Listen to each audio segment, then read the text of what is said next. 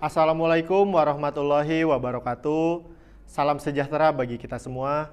Om Swastiastu, Namo Buddhaya, salam kebajikan. Yang kami hormati para narasumber yang telah hadir, yang kami hormati moderator talk show, rekan-rekan pers, serta seluruh hadirin yang berbahagia. Puji dan syukur kita panjatkan kehadirat Tuhan Yang Maha Esa. Karena atas rahmat dan karunia-Nya, pada hari ini kita dapat berkumpul dalam sebuah forum diskusi yang sangat relevan dengan perkembangan zaman, yaitu talk show dengan tema transformasi pendidikan dan digitalisasi. Hadirin yang kami hormati, perkembangan teknologi digital telah membawa perubahan besar dalam berbagai aspek kehidupan, termasuk dunia pendidikan. Transformasi pendidikan bukan lagi sebuah pilihan, melainkan sebuah keniscayaan.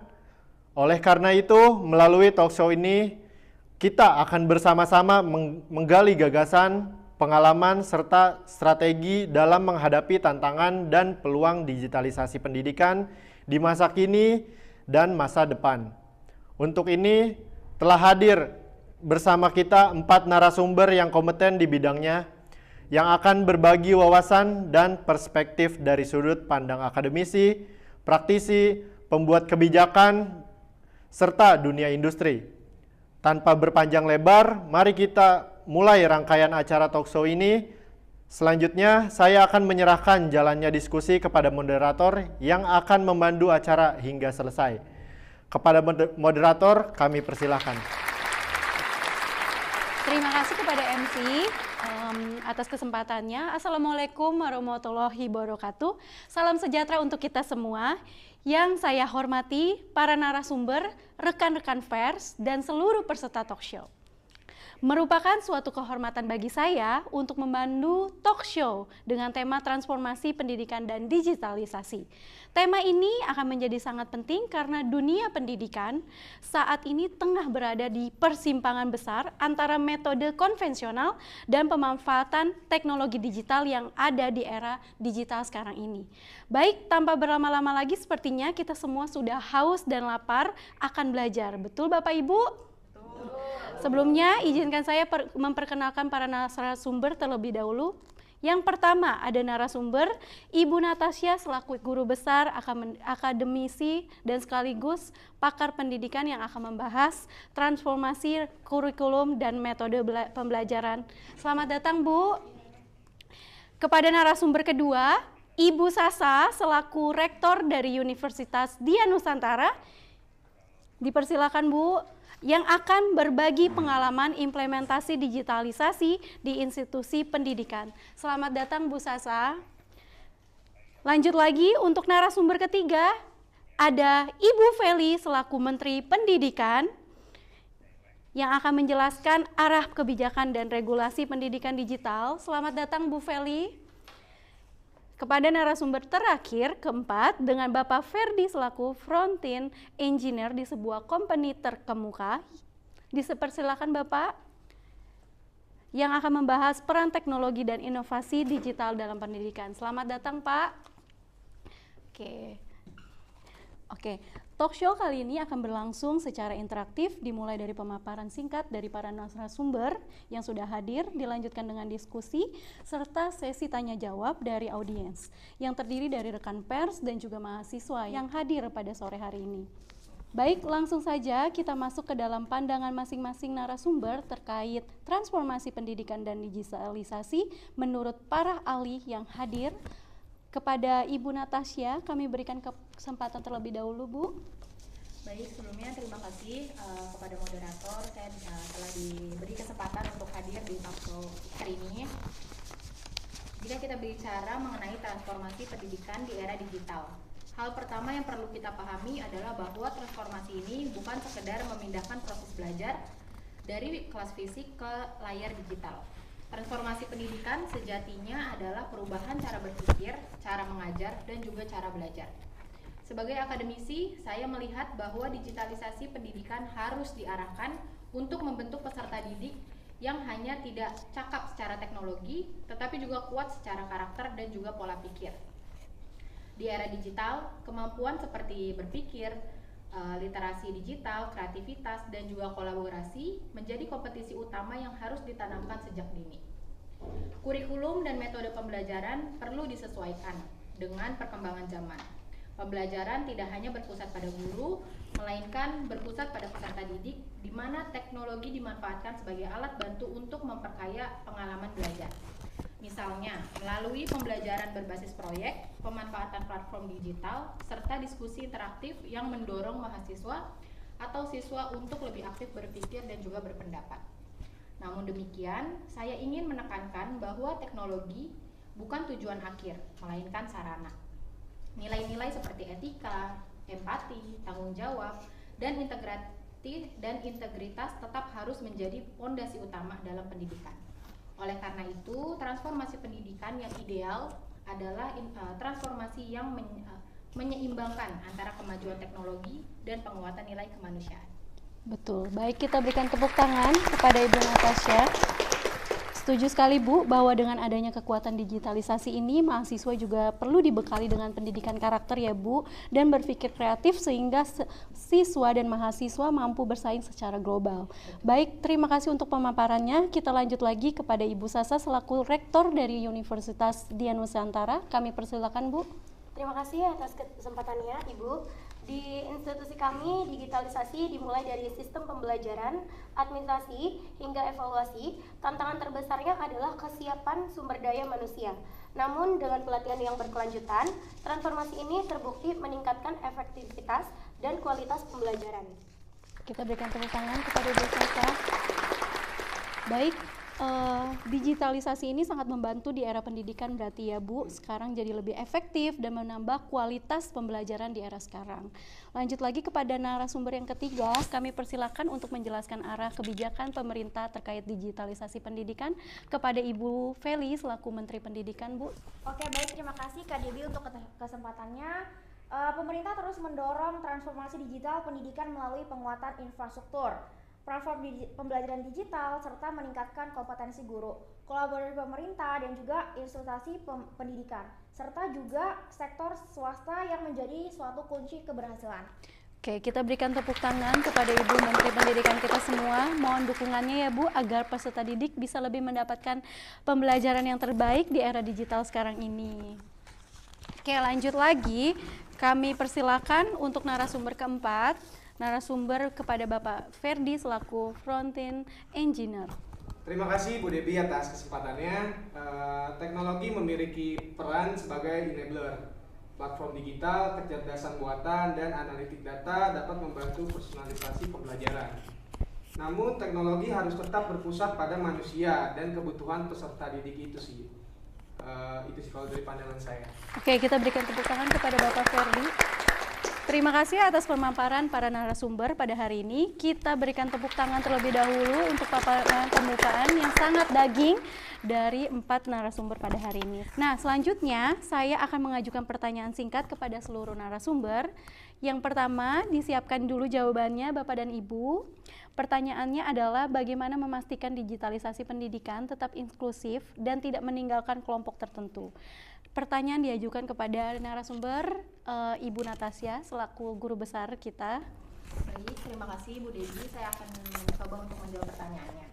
Untuk memastikan digitalisasi pendidikan tetap inklusif, kita harus memastikan bahwa kurikulum dan metode pembelajaran kita dirancang untuk memenuhi kebutuhan semua siswa, tanpa memandang latar belakang atau kemampuan mereka.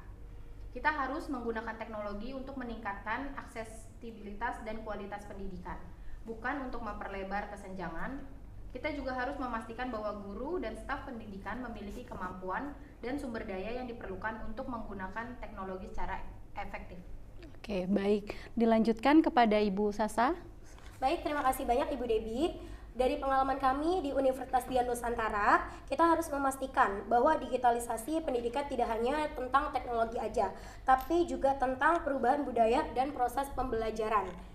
Kita harus memastikan bahwa semua mahasiswa memiliki akses yang sama ke sumber daya digital dan bahwa mereka itu memiliki kemampuan untuk menggunakan teknologi secara efektif. Kita juga harus memastikan bahwa dosen dan staf memiliki kemampuan dan sumber daya yang diperlukan untuk menggunakan teknologi secara efektif.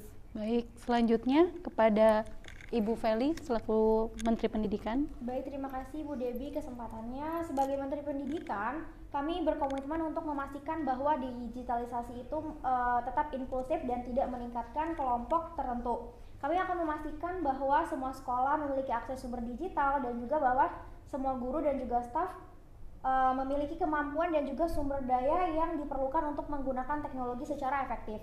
Kami juga memastikan bahwa kurikulum dan juga metode pembelajaran yang kami rancang untuk memenuhi kebutuhan semua siswa tanpa memandang latar belakang atau kemampuan mereka itu sendiri. Betul, setuju. Lanjut lagi kepada Bapak Ferdi. Baik, terima kasih Bu Dewi. Selamat pagi semuanya. Pagi. Sebagai front-end engineer, saya percaya bahwa teknologi dapat menjadi alat yang sangat kuat untuk meningkatkan aksesibilitas dan kualitas pendidikan. Namun, kita harus memastikan bahwa teknologi kita dirancang untuk memenuhi kebutuhan semua siswa, tanpa memandang latar belakang atau kemampuan mereka. Kita harus memastikan bahwa aplikasi dan platform kita dapat diakses oleh semua orang, dan bahwa kita memiliki kemampuan untuk menggunakan teknologi secara efektif. Kita juga memastikan bahwa kita memiliki kemampuan untuk mengatasi kesenjangan digital, dan memastikan bahwa semua siswa memiliki akses ke sumber daya digital. Oke, tepuk tangan buat semua paparannya. Terima kasih para narasumber.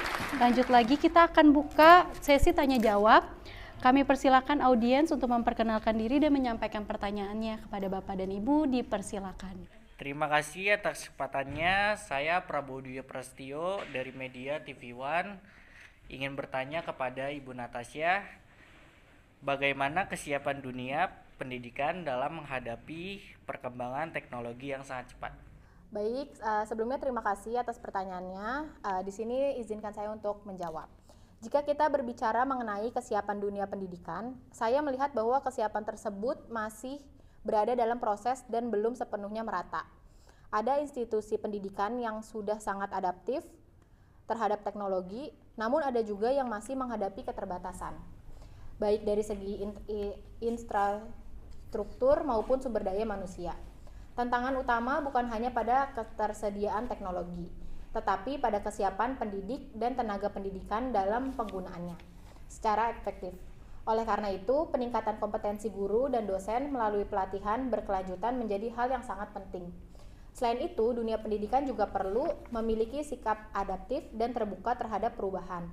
Teknologi akan terus berkembang sehingga institusi pendidikan tidak hanya bersikap reaktif, melainkan harus proaktif dalam menyesuaikan kurikulum, metode pembelajaran, dan juga sistem evaluasi. Saya optimis dengan adanya kolaborasi antara pemerintah, institusi pendidikan, dan juga sektor industri, dunia pendidikan Indonesia dapat semakin siap menghadapi perkembangan teknologi, asalkan transformasi ini dilakukan secara bertahap, terencana, dan tetap berorientasi pada kualitas pembelajaran.